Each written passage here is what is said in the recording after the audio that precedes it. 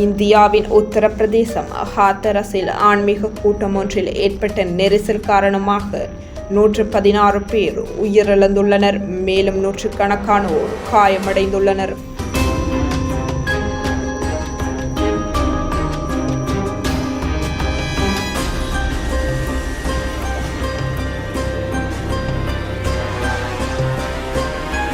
உத்தரப்பிரதேசத்தின் ஹாத்தரஸ் மாவட்டத்தின் சிகந்தராராவில் நாராயணன் சாகர் விஸ்வஹரி போலே பாபா என்பவரின் பிரார்த்தனை கூட்டம் நேற்று செவ்வாய்க்கிழமை நடைபெற்றது. சிகந்தராராவின் முகல்கடி எனும் கிராமத்தில் தேசிய நெடுஞ்சாலை ஓரத்தில் உள்ள நாராயணன் சாகர் விஸ்வஹரி போலே பாபா எனும் துறவியின் மடத்தில் நேற்று செவ்வாய்க்கிழமை அனைத்து மதத்தினரின் மனிதநேய மங்கள சந்திப்பு எனும் பெயரில் பிரார்த்தனை கூட்டம் நடைபெற்றது. இதில் ஹாத்தரஸை சுற்றியுள்ள மாவட்டங்களின் கிராமவாசிகள் ஆயிரக்கணக்கில் வந்து கலந்து கொண்டனர். இந்த கூட்டம் முடிந்து பக்தர்கள் வெளியேறிய போது நெரிசல் ஏற்பட்டது. தள்ளுமுள்ளு காரணமாக ஒருவர் மீது ஒருவர் வீழ துவங்கியுள்ளனர். இதனால் கூச்சல் குழப்பம் ஏற்பட்டு வெளியேறும் வழி தெரியாமல் பலரும் மயங்கி விழுந்துள்ளனர். மயங்கி விழுந்த பலர் அதே இடத்தில் மூச்சு திணறி பரிதாபமாக உயிரிழந்து விட்டனர். இந்த நெரிசலில் படுகாயமடைந்த பலரும் அருகிலுள்ள ஹாத்தரஸ், அலிகர் மற்றும் ஏட்டா அரசு மருத்துவமனைகளுக்கு அனுப்பி வைக்கப்பட்டுள்ளனர். இந்த அரசு மருத்துவமனைகளின் பிணவரைகள் நிறைந்து கிடக்கும் நிலை ஏற்பட்டுள்ளது. மேலும் பலர் ஆங்காங்கே உள்ள தனியார் மருத்துவமனைகளிலும் அனுமதிக்கப்பட்டுள்ளனர். பலியானவர்களின் எண்ணிக்கை 116 உறுதி செய்யப்பட்டுள்ளது. இந்த நிகழ்ச்சியில் சுமார் 1.25 லட்சம் பேர் கலந்து கொண்டதாக தெரிவிக்கப்பட்டுள்ளது.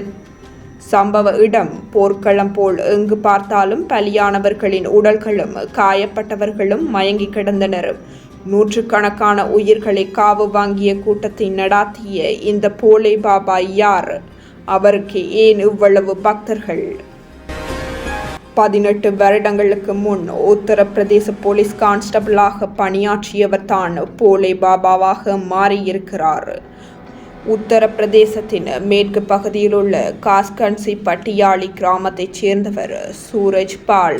போலீஸ் துறையில் சாதாரண கான்ஸ்டபிளாக இருந்தவருக்கு ஆன்மீக பிரச்சாரம் செய்வதில் அதிக ஆர்வம் வளர்ந்துள்ளது.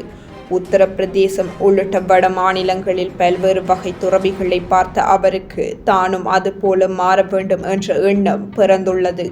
ஆனால் அவர்கள் போல் காவி நிற உடைகள் அணியாமல் சாதாரண மனிதராக இருந்து பிரச்சாரம் செய்ய முடிவு செய்துள்ளார். உத்தரப்பிரதேச போலீஸ் துறையின் உளவுத்துறையில் பணியாற்றிய அவர் அதை உதறி தள்ளிவிட முடிவு செய்துள்ளார். கான்ஸ்டபிள் பணியிலிருந்து விருப்ப ஓய்வு பெற்ற சூரஜ் பால் வேலையில் இருந்த போதே சிறிய ஆன்மீக பிரச்சாரங்களை நடாத்தியுள்ளார். இதற்கு கிராமப்புறங்களில் கிடைத்த வரவேற்பு அவரை உற்சாகப்படுத்தியுள்ளது.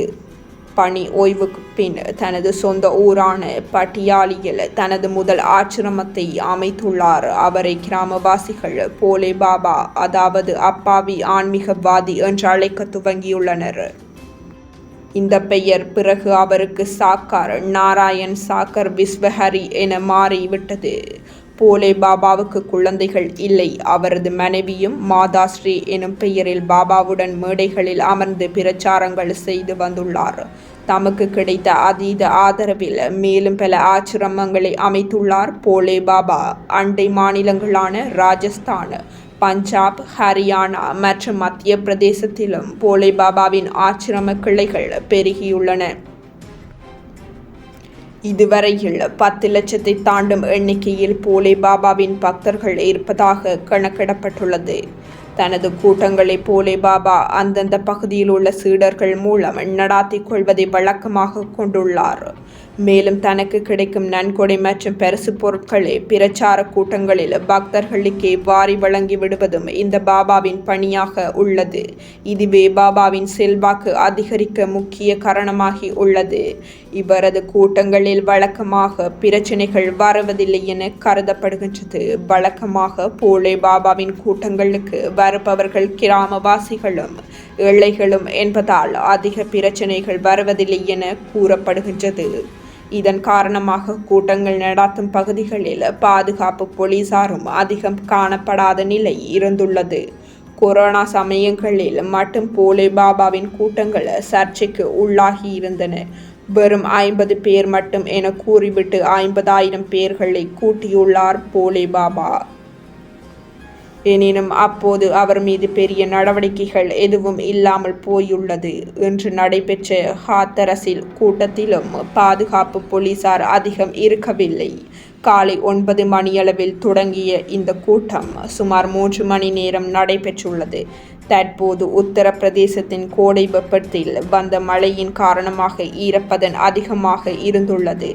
இச்சூழலில் கூட்டத்தினர் வெளியேற போதுமான வாசல் வசதி செய்யப்படவில்லை. இதில் ஒருவர் தடுக்கி விழ அவர் மீது அடுத்தவர் பலரும் விழுந்துள்ளனர். இது தெரியாமல் ஏற்பட்ட நெரிசல் அதிகரித்து பரிதாபமாக இந்த சம்பவம் நிகழ்ந்துள்ளது. இந்த சம்பவத்தில் ஆன்மீக கூட்ட அமைப்பாளர்கள் மீது வழக்கு பதிவாகியுள்ளன. இதன் மீது நடைபெறும் விசாரணைகளில் விரைவில் கைதுகளும் இடம்பெறும் என எதிர்பார்க்கப்படுவதாக இந்திய செய்திகள் தெரிவிக்கின்றன.